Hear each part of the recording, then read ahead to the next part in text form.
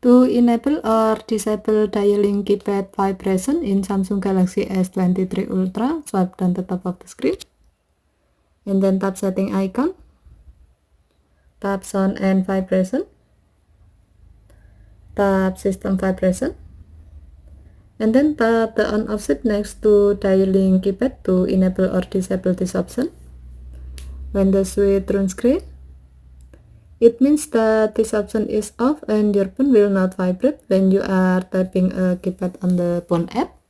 While when the switch turns blue, it means that this option is on and your phone will vibrate when you are typing a keypad on the phone app. Okay, thank you for watching. Have a nice day.